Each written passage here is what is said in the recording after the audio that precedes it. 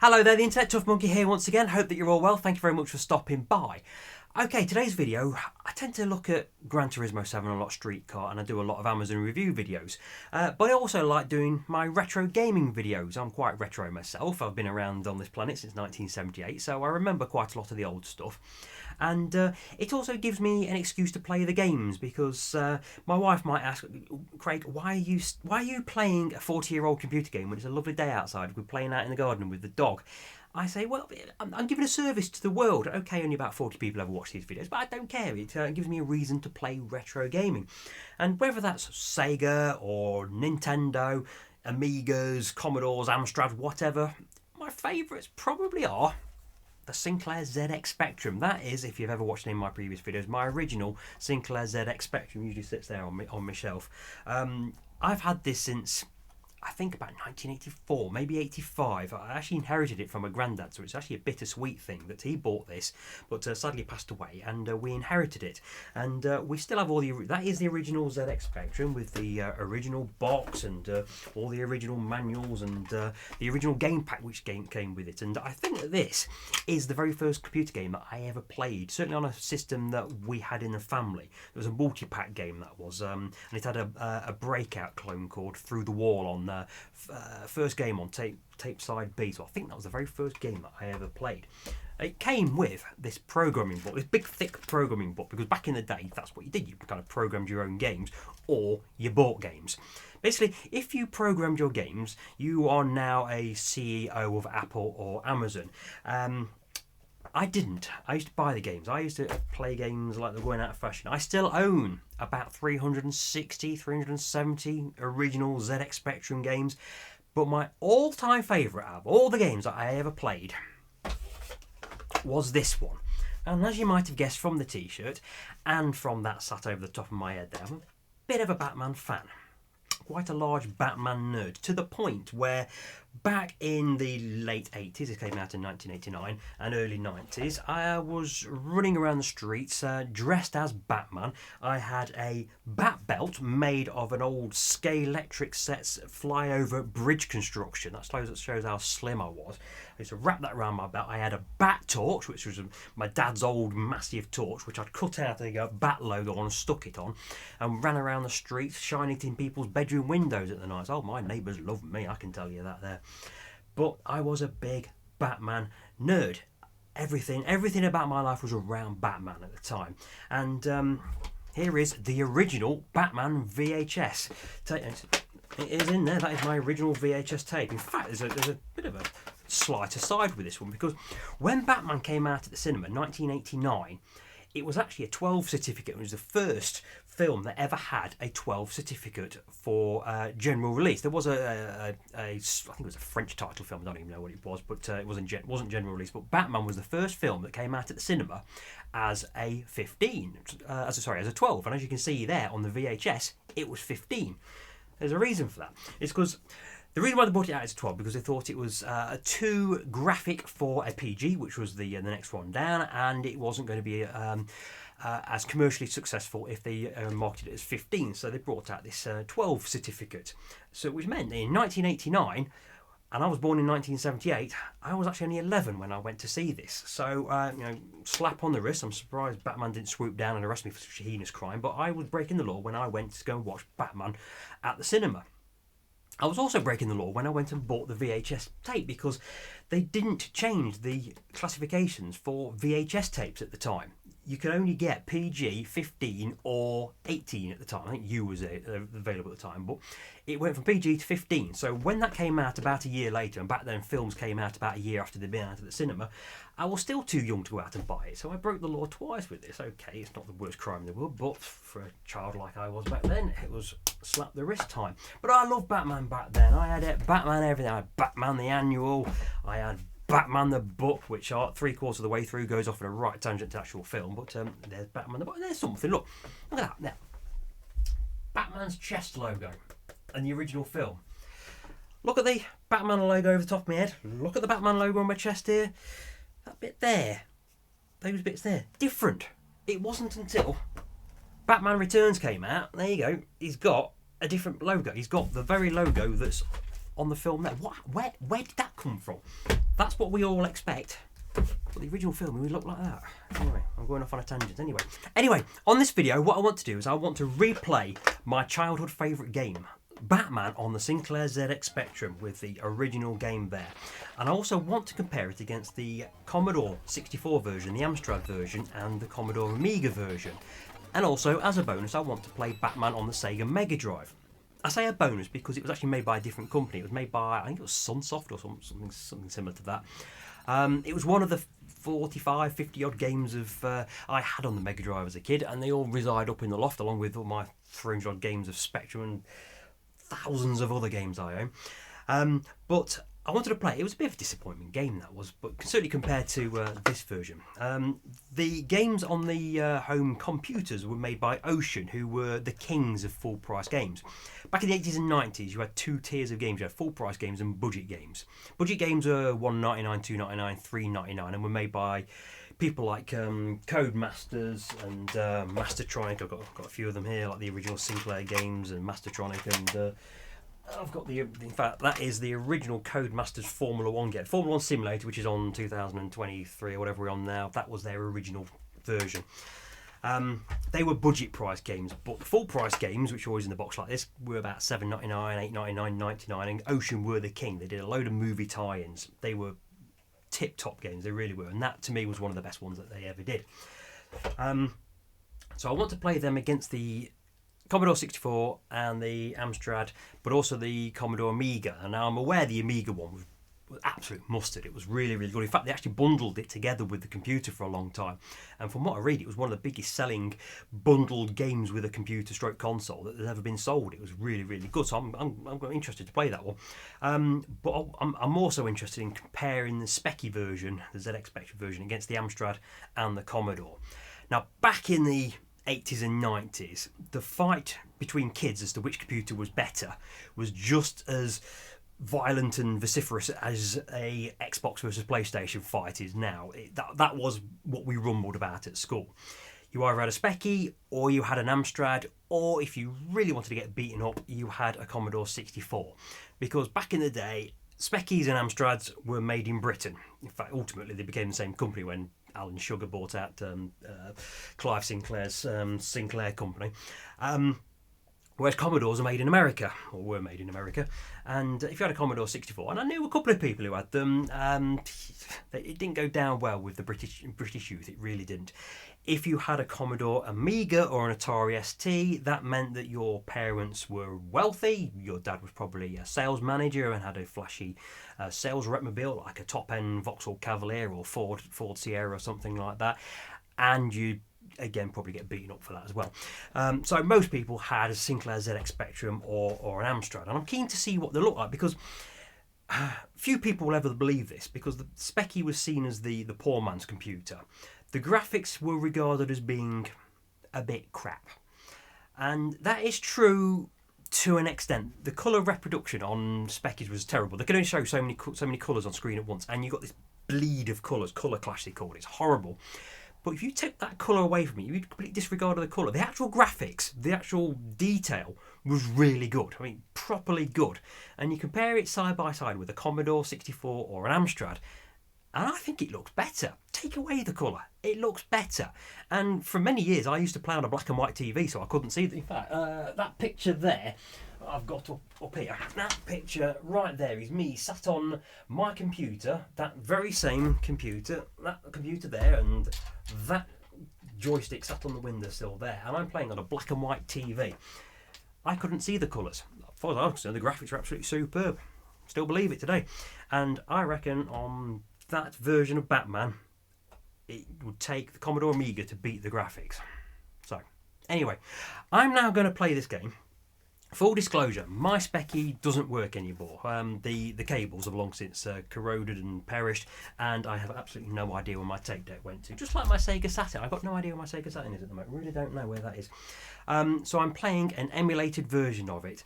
I think I should be okay as far as the license is concerned, because I own the game. I still have the actual game. I still have the Spectrum, and I think it just comes round in a nice circle. I fractured the law when I went to the cinema to watch it when I was an 11-year-old, when it should have been a 12-year-old. Fractured the law when I was a 12-year-old and bought a 15-year-old tape. So I'm just going to stretch the law slightly and play the emulator version of Batman on the Sinclair ZX Spectrum. And I shall see you at the end of the video. See you shortly.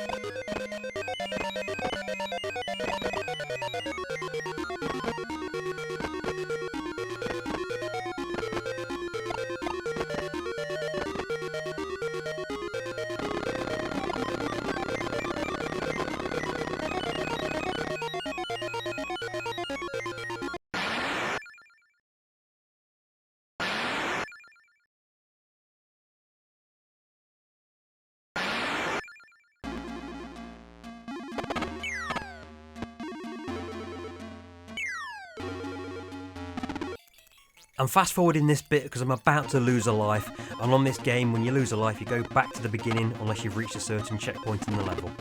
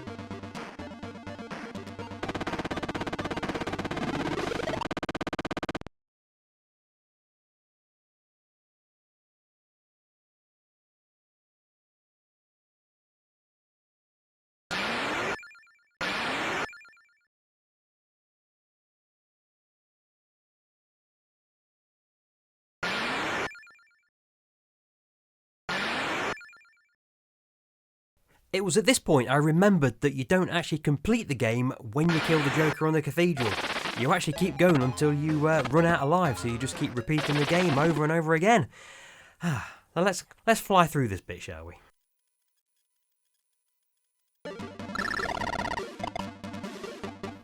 And that's it, game over. That's the Sinclair ZX Spectrum version of Batman all done. Now, let's have a look at it compared to the Commodore 64, Amstrad CPC and the Commodore Amiga.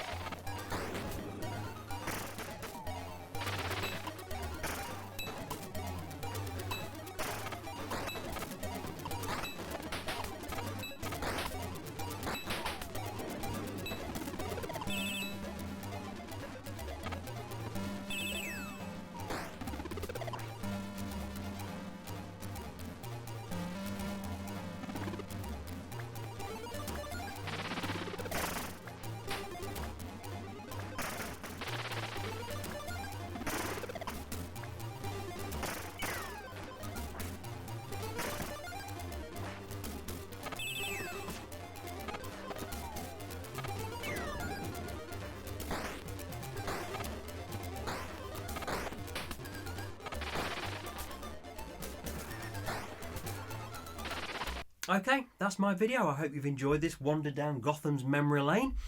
I still believe that the ZX Spectrum has the definitive version of Batman on the home consoles and computers.